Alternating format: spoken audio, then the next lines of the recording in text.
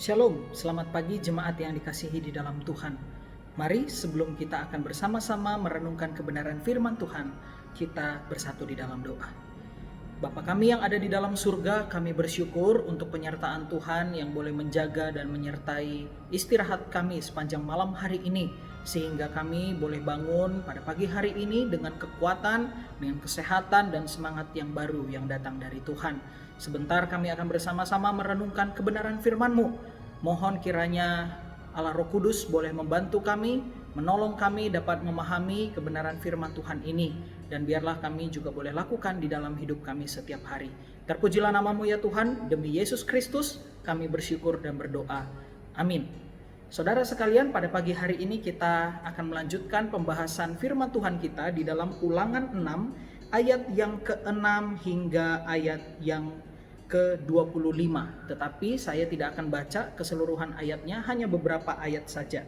Ulangan 6 ayat yang ke-6 firman Tuhan berkata demikian, "Apa yang kuperintahkan kepadamu pada hari ini haruslah engkau perhatikan. Haruslah engkau mengajarkannya berulang-ulang kepada anak-anakmu dan membicarakannya apabila engkau duduk di rumahmu, apabila engkau sedang dalam perjalanan, apabila engkau berbaring dan apabila engkau bangun.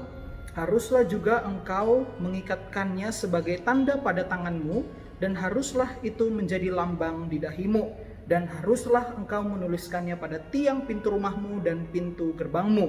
Maka apabila Tuhan Allahmu telah membawa engkau masuk ke negeri yang dijanjikannya dengan sumpah kepada nenek moyangmu, yakni Abraham, Ishak dan Yakub, untuk memberikannya kepadamu, kota-kota yang besar dan baik yang tidak kau dirikan, rumah-rumah penuh berisi berbagai barang yang baik yang tidak kau isi, sumur-sumur yang tidak kau gali, kebun-kebun anggur dan kebun zaitun yang tidak kau tanami.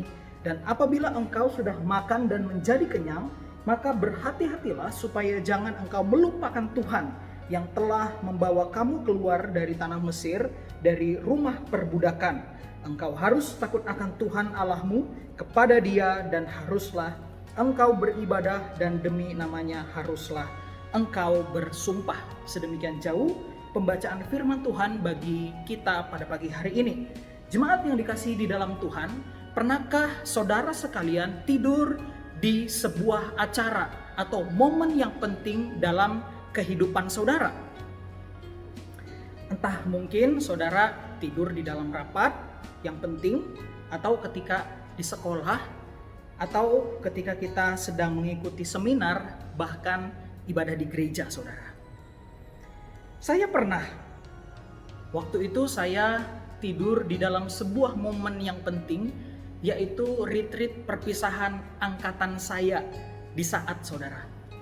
Saudara sekalian, pada saat semua teman-teman sedang menikmati acara di malam hari, mereka barbekyuan, mereka bercengkrama satu dengan yang lain, mereka saling ngobrol, kemudian mengutarakan pengalaman-pengalaman selama studi di saat saya kemudian masuk ke dalam kamar saudara, dan tanpa saya sadari saya tertidur dan saya terbangun kira-kira pukul 3:30 pagi.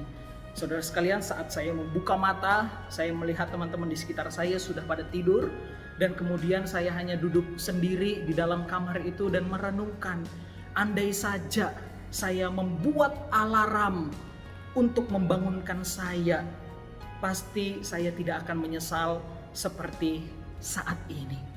Saudara sekalian, dalam hidup ini tentu ada hal-hal yang lebih menyesakkan dada dari hanya sekedar ketinggalan sebuah acara, momen perpisahan bersama dengan sahabat-sahabat kita.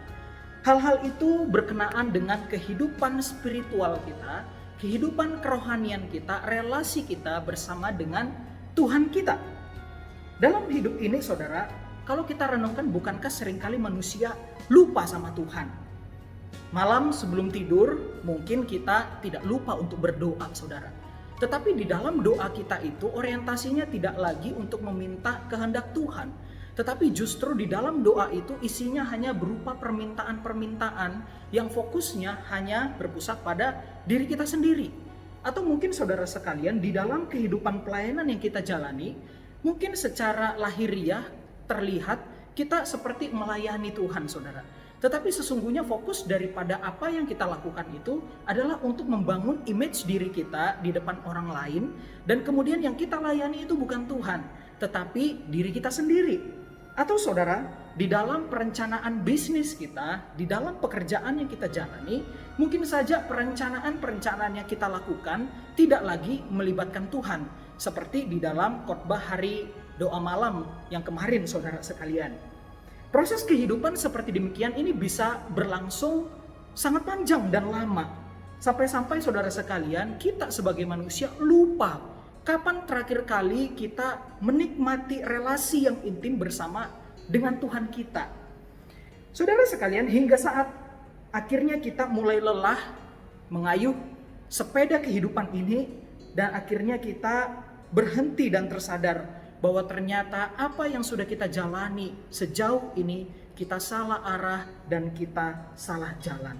Dan kemudian di momen tersebutlah kita baru sesal, penyesalan muncul dan berkata, andai sejak dahulu aku membuat alarm kehidupan, alarm kerohanian, pasti aku tidak akan menyesal hari ini.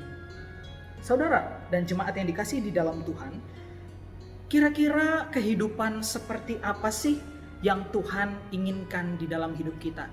Kehidupan relasi spiritual seperti apa yang Tuhan inginkan di dalam hidup kita?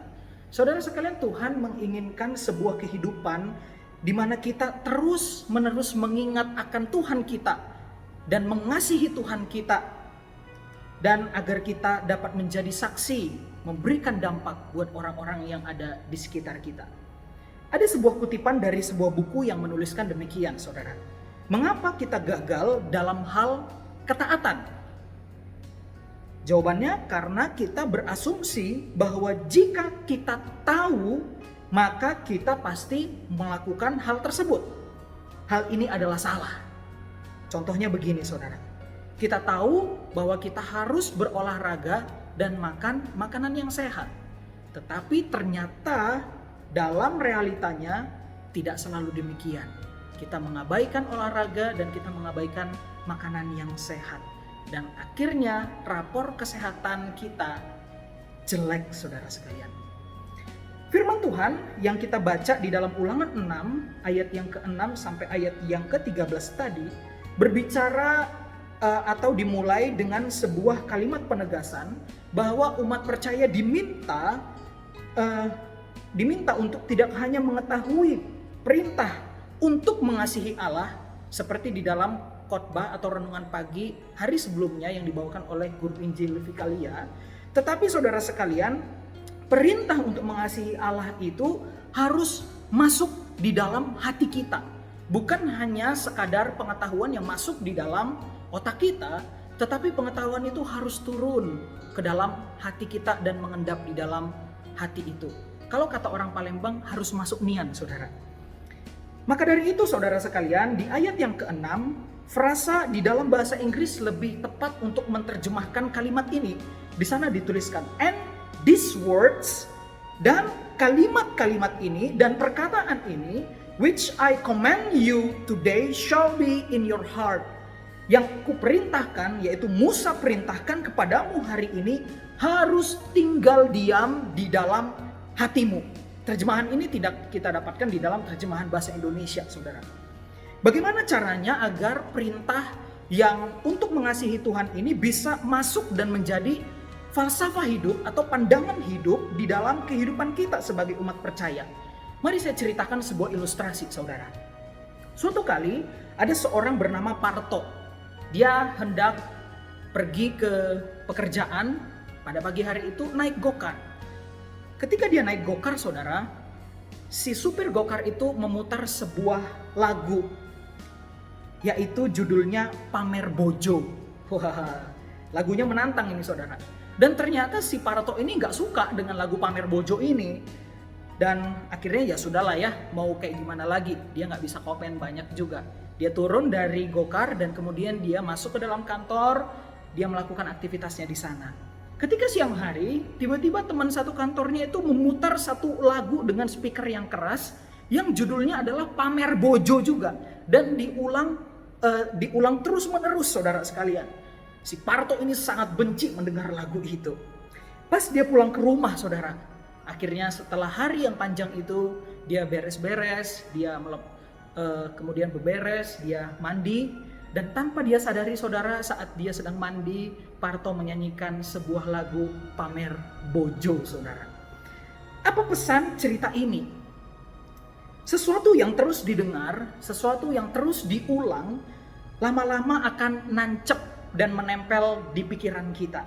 Dan saudara, ketika sesuatu itu nempel di pikiran kita, kita lakukan, saudara, dan itu membentuk sebuah kebiasaan, dan kemudian lama-kelamaan kebiasaan itu akan membentuk sebuah karakter dan merubah sikap kehidupan kita dan sikap hati kita. Saudara yang dikasihi di dalam Tuhan, bangsa Israel di dalam bagian ini sedang di dalam satu tahap, yaitu untuk membentuk karakter mereka sesuai dengan apa yang Tuhan kehendaki. Allah sedang membentuk mereka, karakter mereka untuk memiliki karakter kerajaan Allah. Bahkan cara yang ditempuh kalau kita baca itu sangat ekstrim. Maka dari itu di ayat 7 hingga ayat yang ke-9, saudara, dituliskan demikian, saudara. Mereka harus memakai beberapa lambang-lambang yang diletakkan pada diri mereka dan juga di pintu rumah dan gerbang mereka, saudara. Mungkin kalau dikonversikan lambang-lambang ini di dalam kehidupan zaman sekarang, mungkin mereka diminta untuk membuat satu grup khusus untuk membahas kebenaran firman Tuhan setiap saat. Lalu kemudian mereka diminta untuk wajib membuat status WA mereka itu untuk mengingatkan mereka kepada Tuhan dan firman-firman-Nya. Dan kemudian mungkin mereka juga diminta untuk memakai aksesoris yang mengingatkan mereka akan hukum Taurat.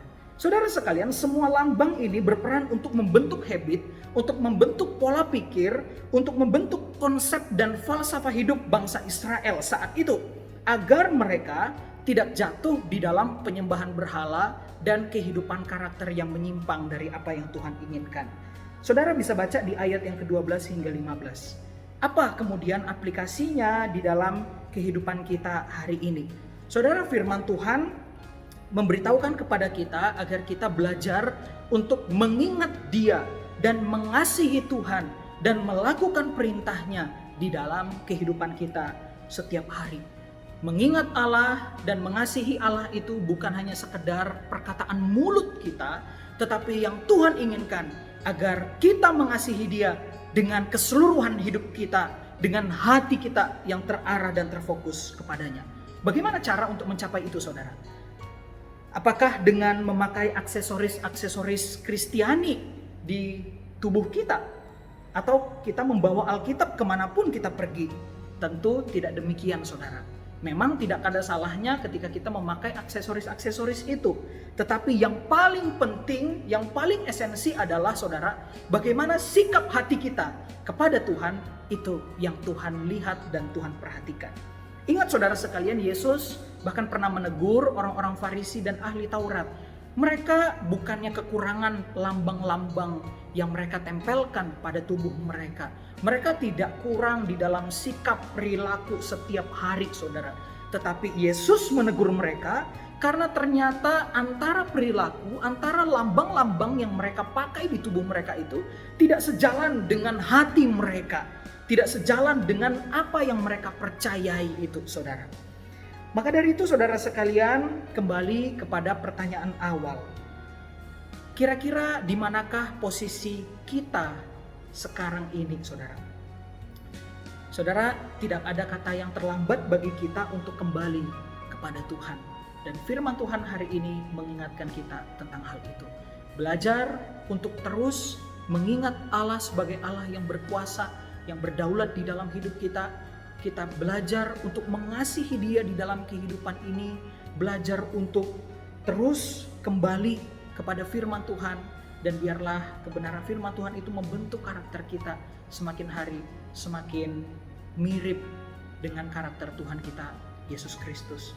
Dan biarlah saudara sekalian, firman Tuhan pada pagi hari ini juga boleh menjadi alarm bagi kita yang mengingatkan kita untuk kembali kepada Tuhan. Amin. Tuhan Yesus memberkati saudara sekalian.